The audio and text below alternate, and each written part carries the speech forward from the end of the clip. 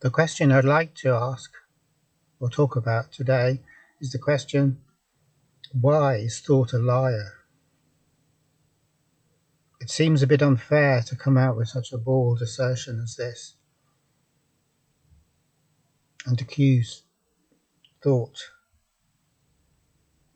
which in some ways is an honourable tool, of being a liar. It seems like it seems to fly in the face of what we know, because thought serves us and we trust thought to serve us, and it tells us things and we believe it pretty much the whole time. Thought is how we navigate the world, whether we realise it or don't realise it. For the most part we don't realise it, but if we became a little bit aware, we'd see ourselves using thought to mediate our existence, to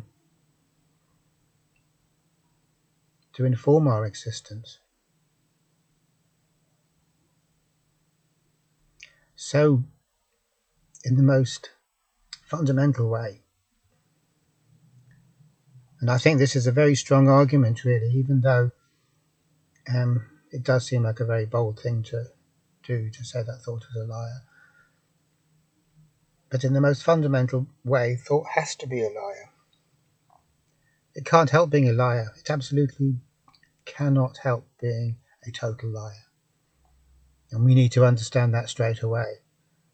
And the reason thought is always a liar is because thought is based on categories, separate or mutually exclusive categories, and there are no categories. That's a convenient fiction. It can be a convenient and it can also be a very useful fiction. It can be an essential fiction, maybe under some circumstances. But the categories which thought presupposes don't exist. There are no such things as categories. Or we could approach it as David Bohm says, and say, thought fragments. It fragments everything up into bits. And there is absolutely no way that thought cannot fragment the universe into bits, because it is a fragmentor.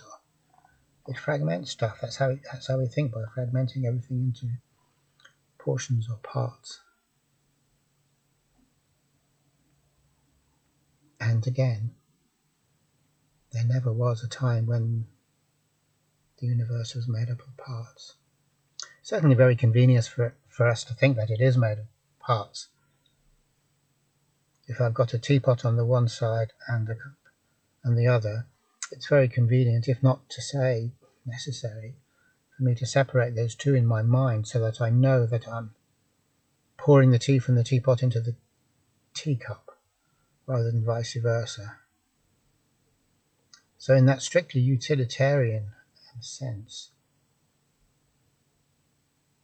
it is handy to differentiate teacups from teapots, and so on and so forth. And we could use any number of examples there.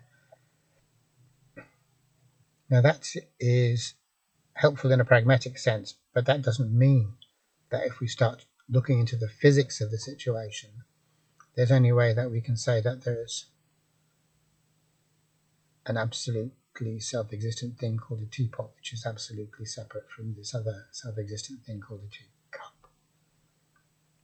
These differentiations are really functions of the use that I wish to put the world to. So because I have a very specific use I want to put the world to, that makes it handy for me to categorize things, which is fine, as long as we don't fall into the mistake of thinking that these categories are fundamental aspects of reality. And now we can say in one hand that this is just mere philosophy, and if philosophy happens to be your bag, great. We can talk about stuff like this, and it's very fascinating. But it's more than philosophy, or it's more than philosophy when philosophy is conceived of as a mere category of academic subjects, maybe.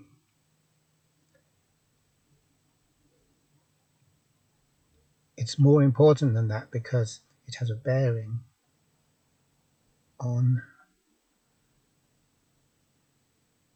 how we actually live our lives and the degree to which we're actually free in our lives to live our lives. So the most fundamental thing is our freedom to be who we are. And if we use thought too much, or if we let it run away with itself, then we most assuredly are not free to be who we are. Unfortunately, that's just the way it is. We're not free. We have to live an unfree life instead. And that's what we all do. We live an unfree life. And I'm not talking about external constraints that we may have put upon us, such as obeying the traffic lights when they go red. And that's fine. That doesn't really impact on our quality of life that much. But what I'm talking about is our perception of ourselves, which is continuous. Our perception of ourselves and our understanding of ourselves is not free. We're not free to see who we are, and we're not free to see what this business of being alive is, and we're not free to see what the world is, what reality is. And the reason we're not free is because thought can never give us that freedom. I could say that thought doesn't want to give us that freedom, which is in a way true, but it can't do anyway, even if it did want to, which is a ridiculous kind of supposition. But even if it did want to give us freedom, it couldn't, because it hasn't got it. All freedom has are its categories. And so, given the fact that categories don't actually exist in reality, if the only way I can relate to the world and myself is through the mind's categories, then this is just another way of saying that I'm not free to relate in any genuine way. Now this is clearly a very major kind of thing. I could be doing 18 months in HMP Wandsworth, and then I say to myself, I'm not free, I'm a prisoner. I could be doing 10 years in Wandsworth.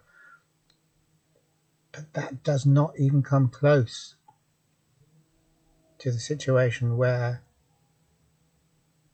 we have to spend our whole lives never once knowing or seeing who we are and what the world is.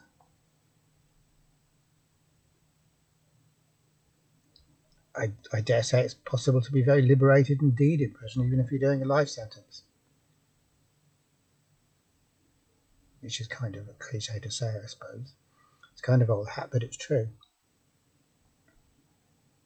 So the worst prison of all is a prison we can't see, which is the prison of the mind, which is kind of old hat because people do say that a lot, but we don't appreciate it.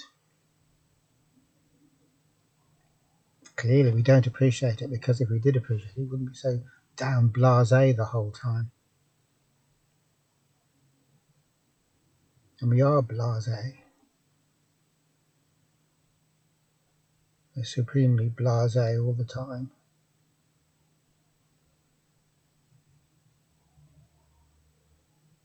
And it's not right that we would be like this, because if we could see that we're not actually free to live life, but only the mind's version of life, that would be very disturbing, extremely disturbing. So this is a significant thing, it's a big thing, because it's interfering with our quality of life in a very fundamental way. It's detracting from our quality of life in an extreme way, in the sense that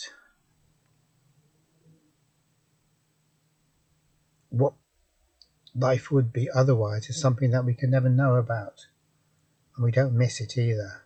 We're content with the lackluster fictional version of it that we're provided with by the thinking mind.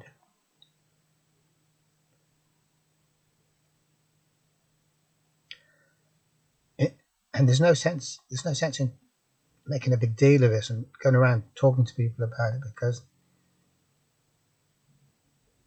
no one you meet is going to be swayed by this argument, because as far as they're concerned, everything's fine. They're not missing out on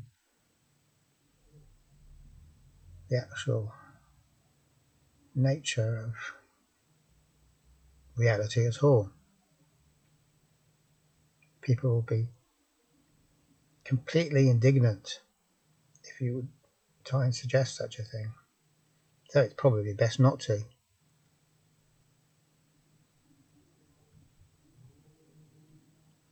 But since we're coming at this really not from the point of view of philosophy in general, but from the point of therapy, where it does become significant and important is when the prison that is created for us by the thinking mind gets so tortuous that instead of it being the case that our quality of life is just attenuated to an extraordinary degree, but we don't really notice it because that's all we know, we get to this point where we are profoundly suffering. We're in an awful lot of pain. And what we're suffering from is the thinking mind. I mean, there should be no doubt about that. We can look for culprits elsewhere, but it's the thinking mind.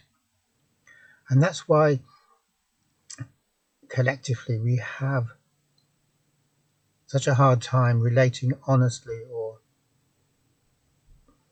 clearly to people that are suffering from anxiety or depression or low self-esteem or obsessive compulsive disorder or any of these conditions.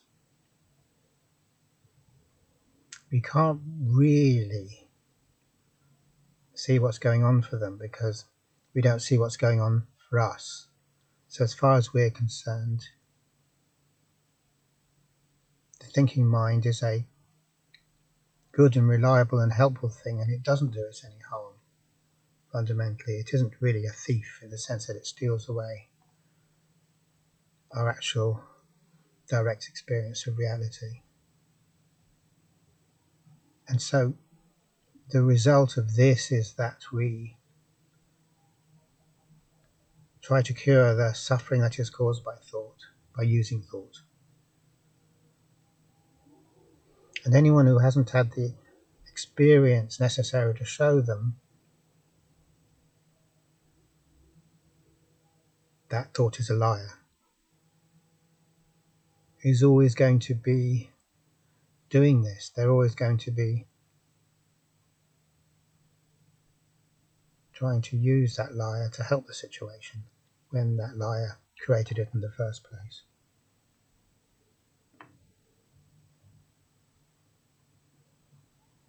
And if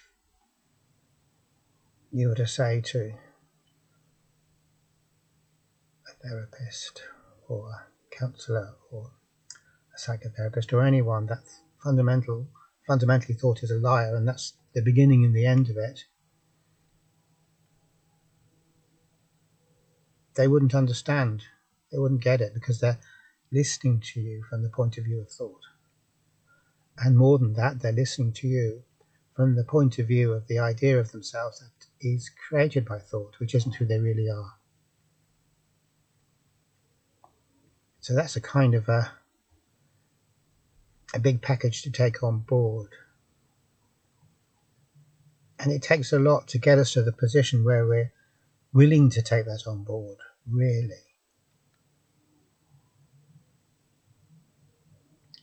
Life has to do a lot of stuff to us, generally speaking, to get us to that point where we can actually listen to that and kind of get it.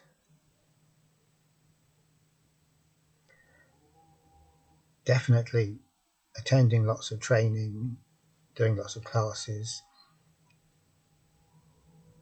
go to college and university is no good at all. Because all of those things are produced, created and run by thought. So that's not going to help us at all. The more training we have, the more years we put into it, the more tightly we become controlled by thought. And this is very obvious. You can very easily see when someone has been completely run by the system of thought, when their minds are controlling them. Because the basic humanness is put to one side or somewhat missing. Instead, you get this highly polished act.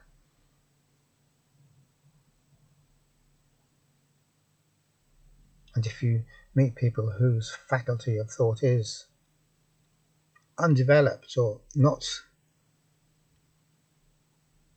that hasn't been developed so much, you can see that there's this humanness is there.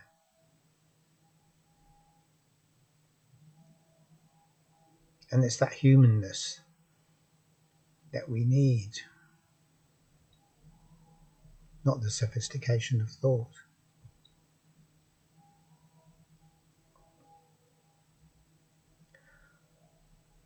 So what we really need to do is to see thought for what it is and realize that it has an honorable role in certain circumstances.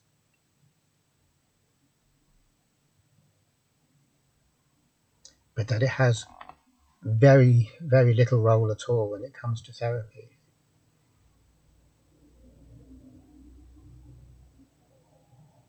And the reason it has very little role at all is because whenever we do therapy on the basis of the thinking mind, you're always trying to repair the mind-created self, because that's the only self we recognize. That's our ultimate goal, is to repair the ego, or repair the mind-created sense of self. Under certain circumstances, this type of therapy can work within its own terms. Very often it doesn't, but sometimes it can do, in which case the ego can be fixed up again. So once again, we become who the system of thought says we are. So that's great.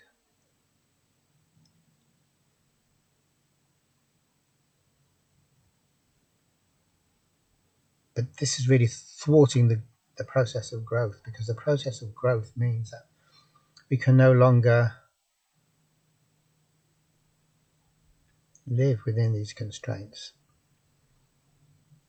The pain of living as this idea of myself that I have is too much. And so the answer is to let go of this idea that I have of myself and stop trying to fix it the whole time. Existentially, this is the ultimate challenge.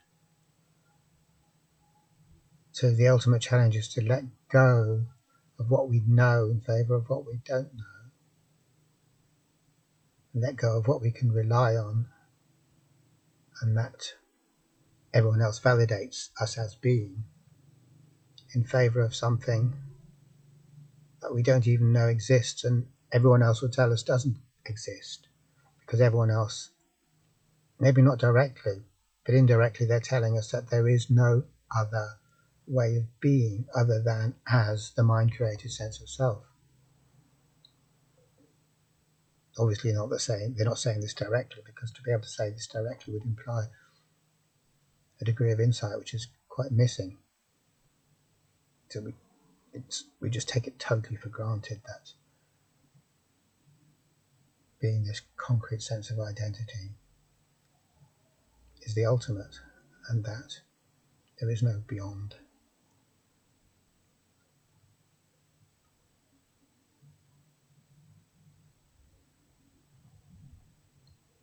And so the end result of that is that, if at all possible, we're shoehorned back into the construct. I'm shoehorned back into the construct of who I thought I was. Maybe it's not quite so painful anymore because I've learned tricks, I've learned some sort of management thing. And that's the best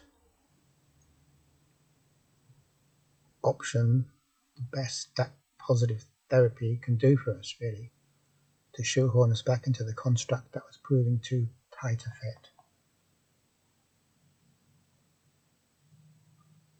Okay, thanks for watching.